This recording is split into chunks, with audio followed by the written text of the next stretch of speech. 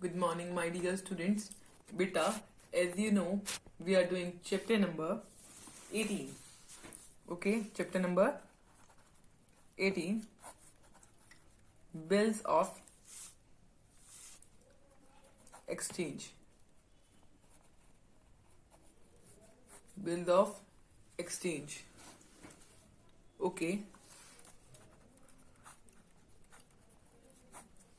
Chapter number 18, Bills of Exchange, 12 rate. Okay, beta, in our previous video, we have done accounting treatment. Accounting treatment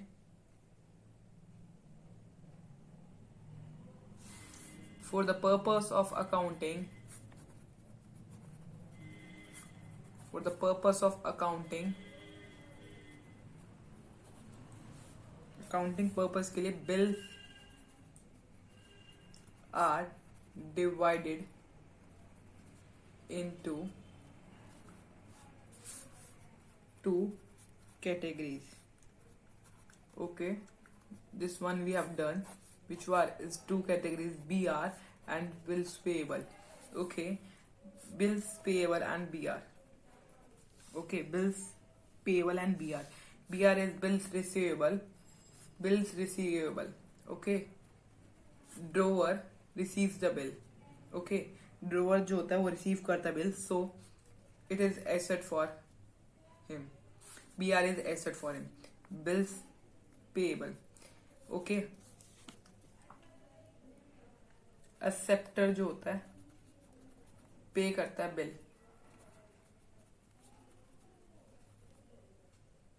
acceptor जो होता है पे करता है bill किसको? ड्रोवर आएगा यहाँ. Okay, clear. एक्सेप्टेंस और ड्रोई पेज द बिल. ड्रोई जो होता है वो पे करता है, ड्रोवर आएगा यहाँ पर. एक्सेप्टर और पे is the bill, so BP is liability for him. उसको पे करना पड़ता है तो वो लाइबिलिटी है उसके लिए. This one clear. ये हम पिछली वीडियो में अपने पढ़ चुके हैं. इसके बाद बचा हमने डिफरेंट यूजेस ऑफ बीपी पढ़े थे. ठीक है, इसमें डिफरेंट यूजेस में 4 वेज थे. ठीक है, 4 वेज थे, वो मैंने आपको पिछली वीडियो में समझाए हैं. अगर ना समझ आए, you can ask from me any doubt if you are having. Next we come to important topics. कुछ टॉपिक्स हैं आपकी बुक में, इंपॉर्टेंट है बिल ऑफ एक्सचेंज में. देखो, first one is retiring a bill under a rebate. Retiring a bill under a rebate. देखो, retiring a bill under rebate का मतलब क्या होता है? when the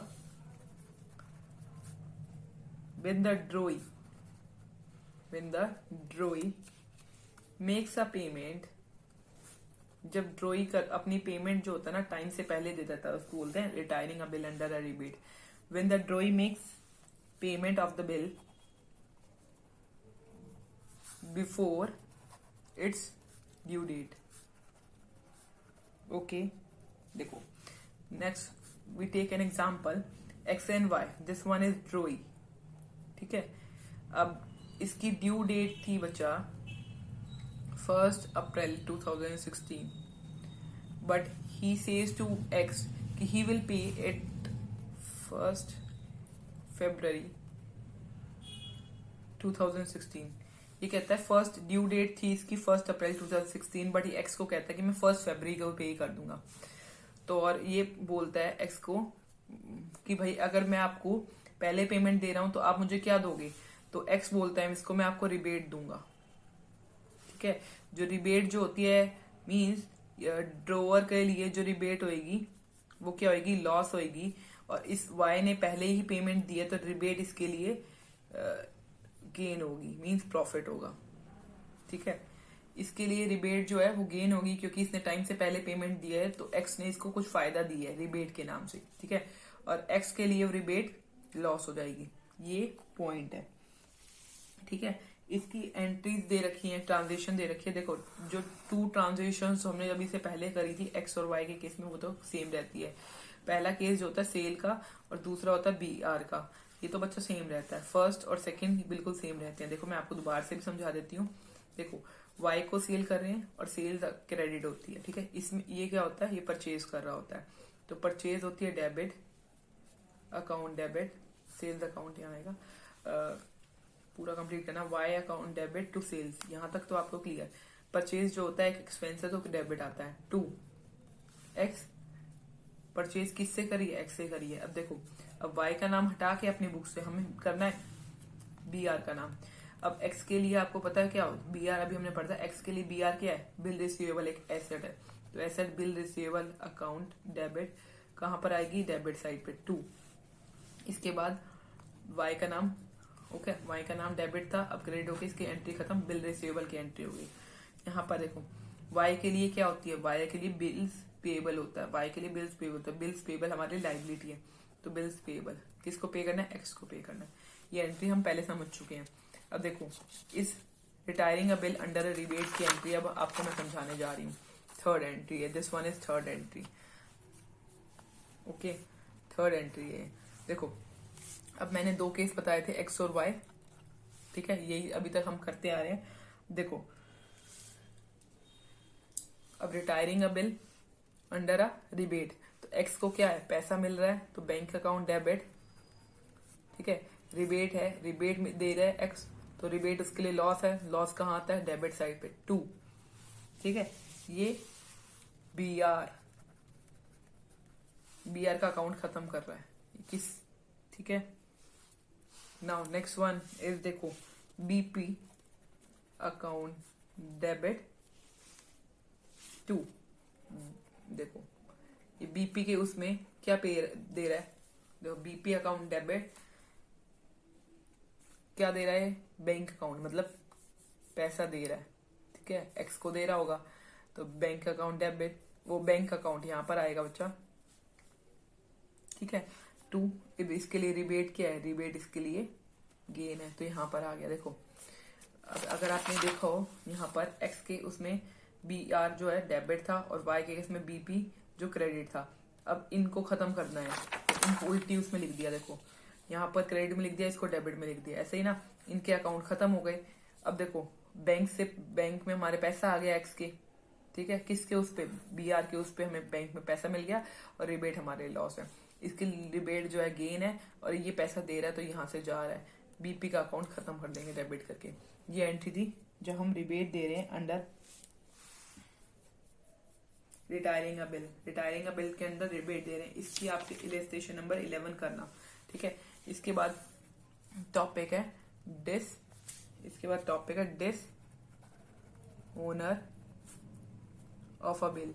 देखो डिसओनर ऑफ बिल एक टॉपिक है, आपकी बुक में दे रखा है पेज नंबर 18.20 पे, ठीक है।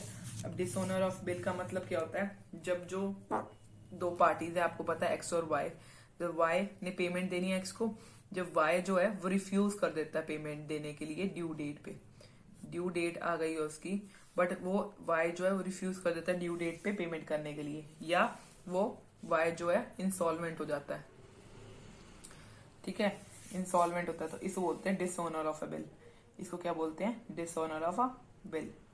देखो इसको क्या बोला, व्हेन द, इसकी थ्योरी देखते हैं, when the acceptor, the acceptor, why is the acceptor, okay, when the acceptor of bill,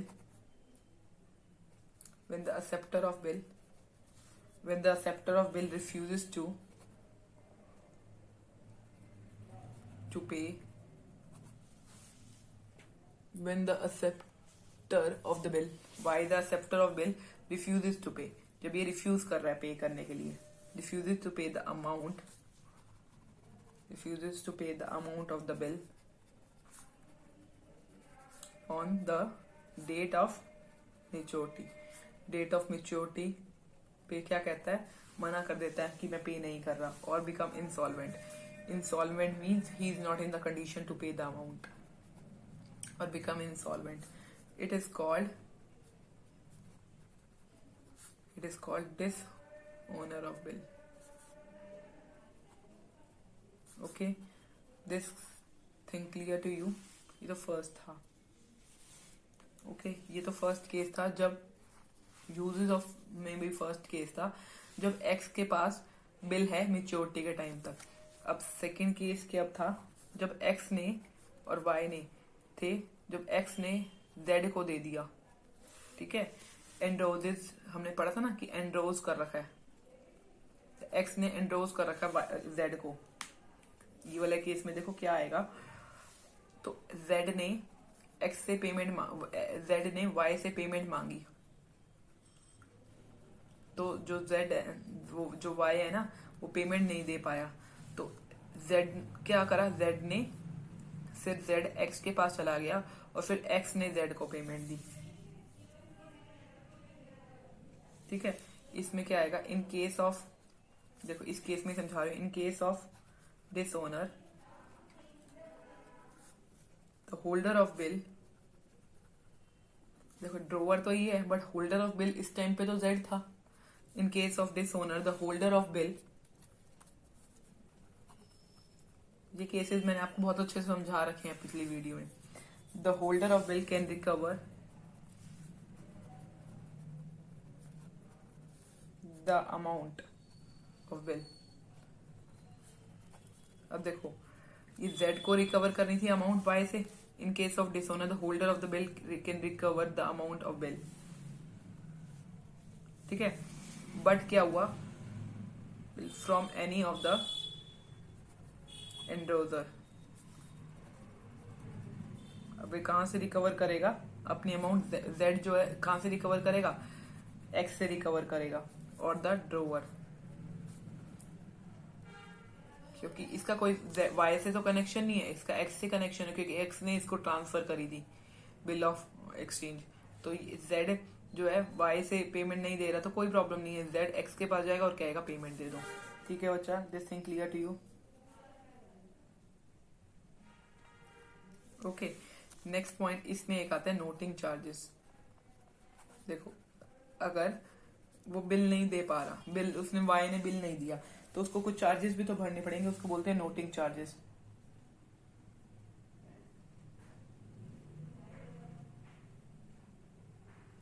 ठीक है।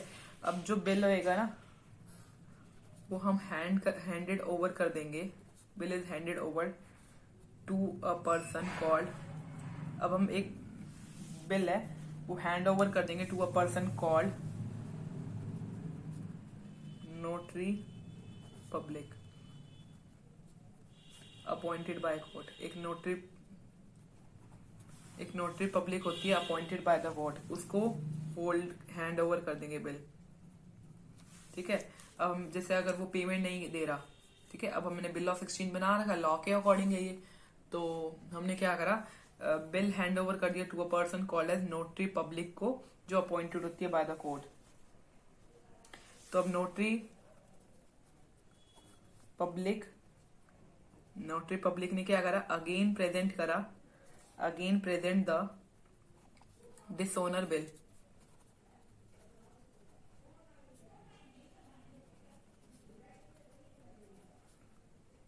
To the acceptor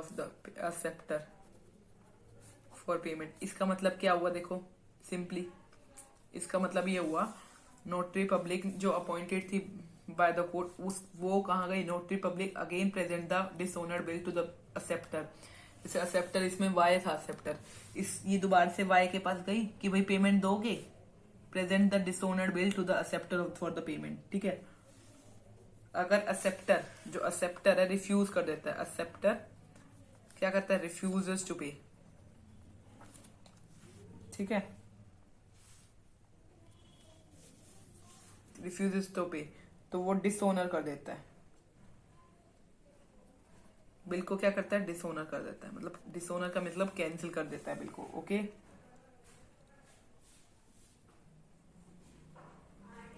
such act of noting public, इस such act of noting public called as noting. जो ये सारा case कर रही है ना नोटिंग पब्लिक, वो उसको क्या कहते हैं, नोटिंग कहते हैं। सारे केस में नोटिंग पब्लिक का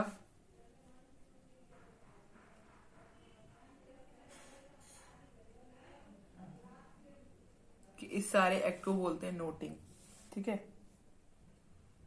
अब नोटिंग पब्लिक जो होती है वो चार्ज करती है कुछ फीस, उसको बोलते हैं नोटिंग चार्जेस। अब नोटिंग चार्जेस कैसे कहते हैं, जब नोटरी पब्लिक जो है, जब नोटरी पब्लिक चार्ज करती है स्मॉल फीस, जब नोटरी पब्लिक चार्ज करती है small fees for the service, जो उसने सर्विस दी है उसके लिए कुछ फीस चार्ज करती है, notary public charges some fees for service, उसको क्या बोलते हैं, उसको बोलते हैं नोटिंग चार्जेस, इसको बोलते हैं नोटिंग चार्जेस। ओके,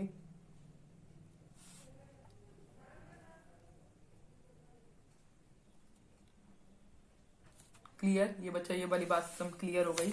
अब देखो हम नेक्स्ट पॉइंट पे आते हैं, इसकी एंट्रीज क्या आती हैं। ठीक है, फर्स्ट एंट्री और सेकंड एंट्री सेल और बीआर वाली सेम एंट्री होती है, उसको मैं आपको नहीं करके दिखा रही। इसकी थर्ड एंट्री मैं आपको करके दिखा रही हूँ, आपको सिंपली थर्ड एंट्री करके दिखा रही हूँ। फर्स्ट और सेकंड एंट्री यही होगी, देखो सेल की और बीआर की ये सेम एंट्री होगी, एक्स के केस में भी वाई के केस में। अब हमें डेट ऑफ मेच्योरिटी की एंट्री करनी है, डेट ऑफ मेच्योरिटी पे जब हम पेमेंट ले रहे थे उसकी एंट्री थर्ड एंट्री होती है, वो हमें करनी है। देखो डिसोनर बिल, अब हमें बिल डिसोनर्ड हो गया हमारा, क्या एंट्री करनी है, बिल डिसोनर्ड की एंड कैंसिल की। मतलब अब हमें बिल की पेमेंट लेनी थी बट हमें बिल की पेमेंट नहीं मिली, तो बिल डिसोनर्ड हो गया और कैंसिल हो गया। अब देखो आपको पता है हम बिल हमारा बी आर होता है ना, बिल एक्स के केस में और वाई के केस में देख रहे हैं, एक्स के केस में बी आर होता है और वाई के केस में बीपी होता है। ठीक है, अब बिल कैंसिल हो गया, तो बिल डेबिट में था, बिल कैंसिल करने के लिए हमें इसको क्रेडिट में कर देना चाहिए, तो अब हम इसको यहाँ पर 2BR कर देंगे। ठीक है, और क्रेडिट ये क्या कर दिया हमने, कैंसिल कर दिया। इसकी यहाँ पर किसका नाम आएगा, अब बिल तो कैंसिल कर दिया, अब यहाँ पर इस तरफ हमारा किसका नाम आएगा, वाई का नाम आएगा। ठीक है, वाई का नाम हमारी बुक्स में दोबारा से चढ़ गया। ठीक है, और बिल जो हमने बनाया था उसके नाम पे वो कैंसिल कर दिया। ठीक है, अब ऐसे ही इसमें ही बीपी जो है, बीपी अकाउंट डेबिट हमने यहाँ पर कैंसिल कर दिया, अब एक्स का नाम दोबारा से अपनी बुक्स में चढ़ा लिया। इसमें सेम एंट्री है, बिल डिसोनर्ड एंड कैंसिल। ठीक है, अब दूसरा केस इसी पार्ट में, यहाँ फर्स्ट है और यहाँ पर ये सेकेंड, इसमें जब है ये जब नोटिंग चार्जेस हुए हैं, पे हुए हैं। ठीक है, अब नोटिंग चार्जेस पे हुए हैं,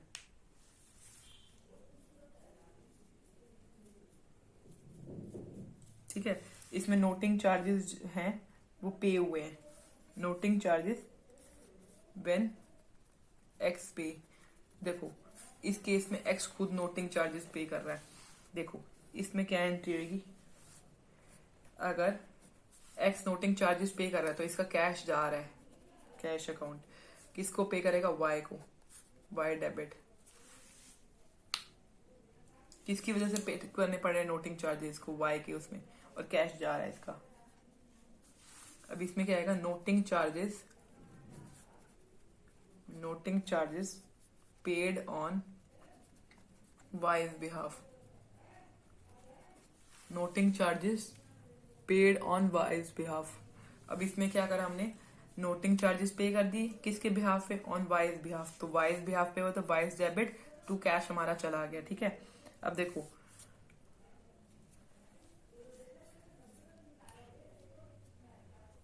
वाई की उसमें देखो क्या आएगा, इसमें भी ये भी इसकी एंट्री देखो क्या होगी, noting charges payable to Y, जो है नोटिंग चार्जेस पे करेगा किसको, एक्स को पे करेगा। ठीक है, तो नोटिंग चार्जेस पे कर रहा है ये डेबिट, इसके लिए तो नोटिंग चार्जेस एक नुकसान है तो डेबिट कर दिया, किसको पे कर रहा है, एक्स को पे कर रहा है। यहां तक क्लियर। अब इन दोनों फर्स्ट केस प्लस में अगर सेकंड केस करते हैं तो ये होता है थर्ड, ये इन दोनों को ऐड करके एक कंपाउंड एंट्री आती है, इन दोनों केस को एंट्री कंपाउंड एंट्री कर देते हैं। ये अलग अलग करने की जगह एक ही एंट्री कर देते हैं। देखो डिसऑनर्ड भी कर देंगे और नोटिंग चार्जेस भी पे कर देंगे। इस केस में देखो क्या कर रहे हैं, थर्ड केस में डिसऑनर्ड भी कर रहे हैं, बिल जो है ओनर भी कर रहे हैं, प्लस इस केस में डिसओनर भी कर रहे हैं और नोटिंग चार्जेस भी पे कर रहे हैं। जब बनती है हमारी थर्ड, ये देखो ये कर रहे हैं अब हम। देखो वाई और वाई डेबिट में था, वाई डेबिट में आया, टू बिल कैंसिल कर दिया, टू कैश।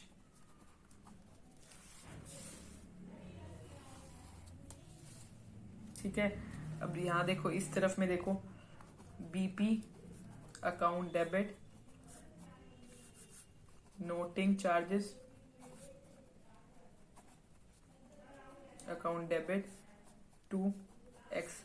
यहां तक क्लियर। देखो ये देखो यहाँ पर ऊपर अगर आप देखो यहाँ पर, यहाँ बीपी और यहाँ नोटिंग चार्जेस डेबिट में था तो हमने डेबिट में लिख दिया, यहाँ दोनों तरफ में एक्स का नाम था तो यहाँ एक्स का नाम लिख दिया। ठीक है, ये हमारी कंपाउंड एंट्री होगी किस टाइम की, डिसऑनर ऑफ बिल। जब बिल डिसऑनर होगा तो आपको यही एंट्री करनी होगी। इसकी इलस्ट्रेशन नंबर 12 है आपकी बुक में, आप वो ट्राई करना। ठीक है, सिंपल एंट्री होगी जो मैंने आपको समझाई है, कोई प्रॉब्लम नहीं आएगी आपको। इसके बाद है renewal of bill. Renewal of bill का मतलब देखो बच्चा, जब हम डिसऑनर कर रहे हैं बिल, जब एक्सेप्टर ने पहले वाला बिल पे नहीं करा, ठीक है, एक्सेप्टर जो है वाई था, अभी इस केस में पिछले वाले केस में एक्सेप्टर जो था वाई था, अब वाई ने क्या करा, बिल पे नहीं करा। ठीक है, क्या करा, वाई ने बिल पे नहीं करा। ठीक है, तो बिल पे नहीं करा तो अब जो उसका पुराना बिल होगा उसको फाड़ देंगे, भाई इस बिल को तो उसने पे ही नहीं करा, अब उसका नया बिल बनाएंगे। ठीक है, तो उसको बोलते हैं renewal of a bill. Okay, अब इसको लिखेंगे कैसे, जब एक्सेप्टर, देखो इसमें क्या लिख रहे हैं थ्योरी, देखो acceptor of a bill finds himself unable to meet the bill on the due date। अभी हमने देखा जब जो एक्सेप्टर है बिल का, find himself unable to meet the bill, जब एक्सेप्टर जो है बिल का वो पे नहीं कर पाया बिल ड्यू डेट पे। ठीक है, ही इन सच केस, उस केस में क्या होगा, in such a case he may request, in such a case he may request, उस केस में वो रिक्वेस्ट करेगा, he may request the holder of bill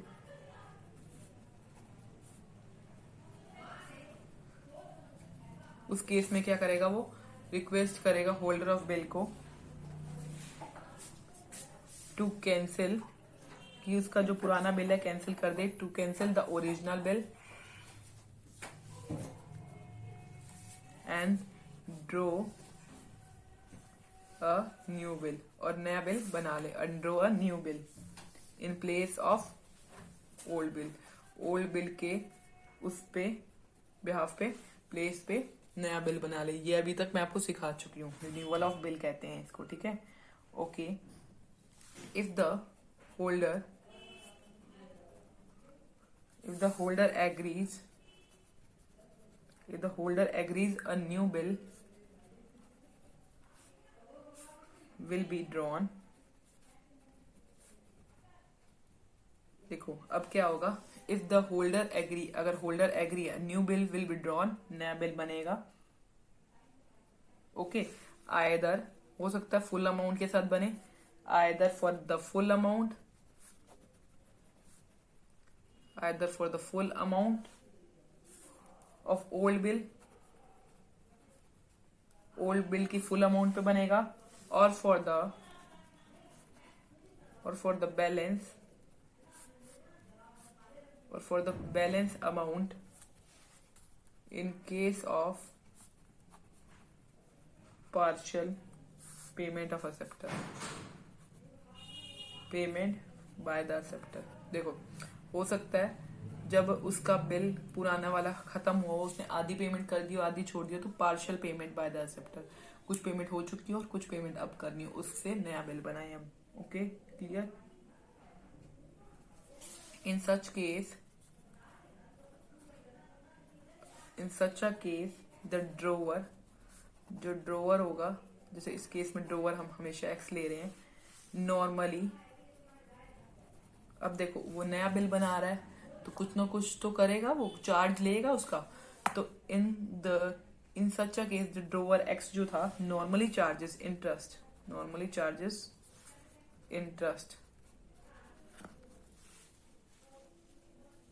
for the period of the new bill के period तक वो क्या charge करेगा, नया। जैसे अब पुराना बिल उसने नहीं पे करा, अब जितने मंथ के लिए नया बिल बनाया है ना उसने, तो उसके लिए वो क्या करेगा बच्चा, इंटरेस्ट चार्ज करेगा। In such a case the drawer normally charge interest for the period of the new bill. The interest may be paid in the interest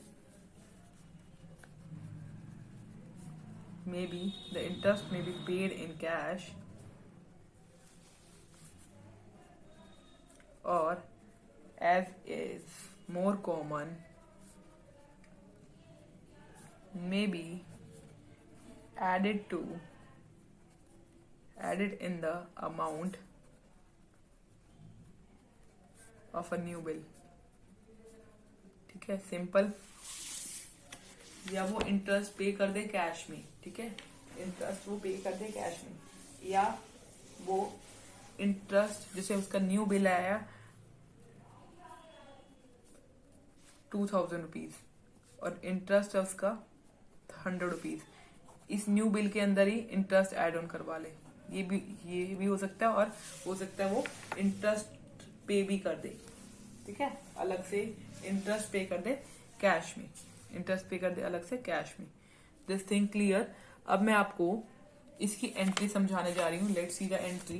देखो बच्चा, जो 2 एंट्रीज होती हैं, फर्स्ट जो 2 एंट्रीज होती है ना बच्चा, वो सिमिलर होती हैं, वो मैं आपको समझा चुकी हूँ, सेल की और बीआर की, ठीक है। अब थर्ड एंट्री इसमें देखेंगे। देखो, जब हम रिन्यूअल ऑफ बिल कर रहे हैं, देखो थर्ड एंट्री में रिन्यूअल ऑफ बिल, रिन्यू कब करोगे बिल, जब पुराना बिल कैंसिल करोगे। तो पहले वाला पुराना बिल कैंसिल करो यहाँ पर, ठीक है, Y debit to B R. देखो अभी आपने अगर इधर देखा हो, एक्स के केस में बी आर जो थी वो क्या थी बच्चा, एसेट थी, तो हमने डेबिट कर दिया। अब पुराना बिल फाड़ना है, तो ये बी आर डेबिट में है, तो बी आर को क्रेडिट में करते पुराना बिल फाड़ दिया वाई के उसमें, ठीक है। अब यहाँ पर ऐसे ही बीपी डेबिट टू एक्स, ठीक है।